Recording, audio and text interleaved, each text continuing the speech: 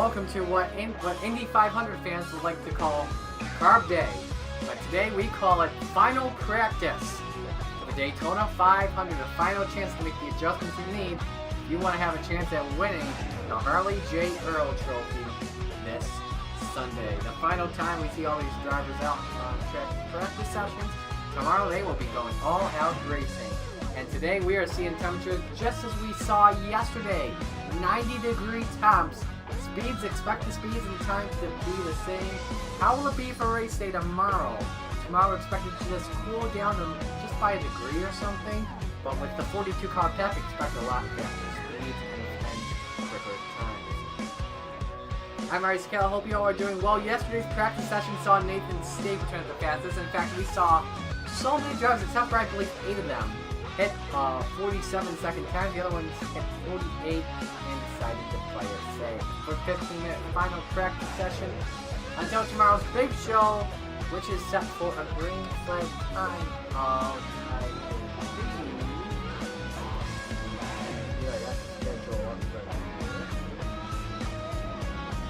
believe, the beginning of the broadcast will be at around 2:30 p.m. Tomorrow. Start to talk about the drivers here. Once again, a 15-minute practice session, as we said earlier. There's the guy that was fastest yesterday, Nathan Stapleton, in the 42. If you did not watch practice yesterday, he starts 35th tomorrow. I'm trying to work with a few other guys now. We didn't talk about Julio Cesar that much yesterday. As when we only talked about him, he was getting slowed down from lap. He was just exiting pit road. But Julio Cesar, the Coke 0400 winner from Season 2, runner-up in the championship race. In fact, a fun fact, of all the active drivers, he's led the most laps in the Daytona 500, I believe. If not, he is second at just Daytona. Trying to get together in a pack of 4 right now. We got Casey Nanico in the 18. Didn't talk about him that much. Starts 23rd in his Cup debut.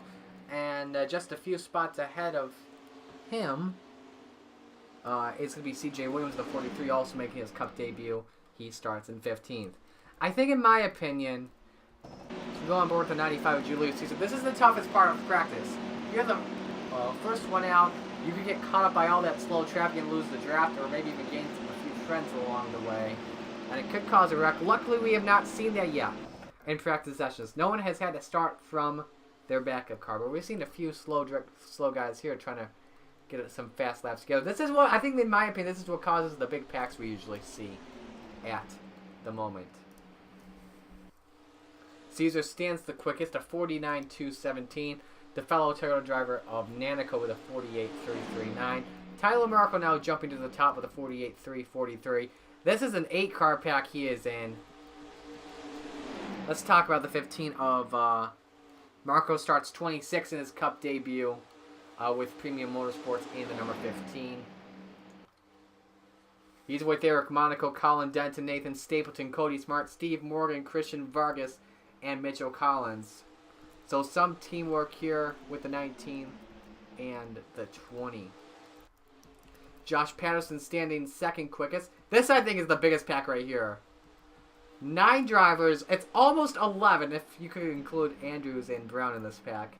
We're going to be watching this pack dramatically. Williams in that pack just jumped to the top with a 48.053.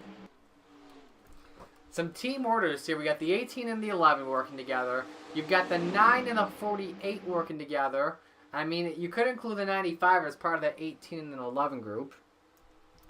Leading the pack is Matt Tuck in the 77. Starts second tomorrow. Locked up that front row spot easily and locked in the spot in the 500. He is a part-timer coming into today's race. Expect this to be a faster time, but we'll see what happens. And this is now an 11-car pack. Andrews and Brown have gotten a great draft of Cesar. I think this could be a much faster time. The 24, 48.078, and jumps up. Oh my gosh! It's the fastest lap we've seen so far in Speed Weeks, I think. 47.159. I don't think anyone's going to top that lap. I don't think. We're going to stay with this pack here in case something big happens. I think today these drivers are planning on practicing their pack racing situations as they know this is the final practice. You see Andrews and Scott working together. They're both on two ends of the grid though. Andrews on pole, Scott in 41st. This may be an even more faster lap as 24. I mean, look at the draft he's got. Coming to the line, he is literally pulled away from Jaden. Him and Jaden Scott pulled away from the pack. It is close though, just 4/10 off. In the pack, you have Denton in 4th. No, you don't actually. Who is the fastest guy in this pack? I'm trying to see here. This is the view, our aerial view, by the way. It's Marco in... Oh, wait, some dust. Oh! Oh, that's Josh Patterson, the 51 with trouble. Patterson has blown the engine. And this is going to lead to him start in the back of the pack for the 500 tomorrow. That's a tough break. Was supposed to start in 10th position, but he'll right now start back in 42nd.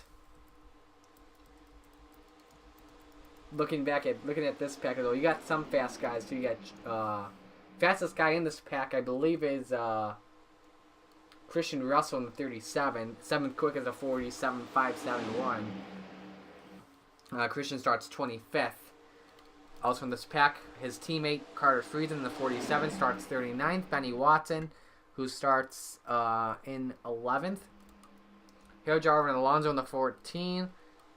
He starts... Do I have him on here? 17th. Keyshawn Richardson, the 40, who starts in 14th, and Edwin Mendez in the 4, who starts in 31st. But I really do want to focus on the big packs we have. This pack is split up just a little bit because of John Anders and Jaden Scott pulling away. So we'll focus on this pack right here of Stapleton, Vargas, Smart, Lander, Denton, Collins, Marco, and Morgan. This is the second fastest pack we have right now at the moment.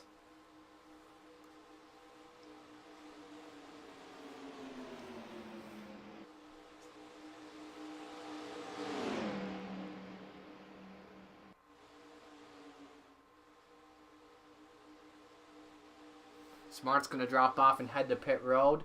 97 car currently standing 14th quickest at 47.680.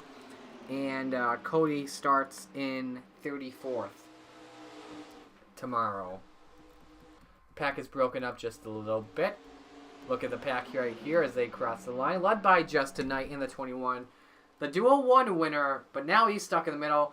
Beat Julio Caesar in that photo finish. That was impressive. But Jesse Turner, though, did a good job getting a good draft from Benny Watson to keep the lead in the pack.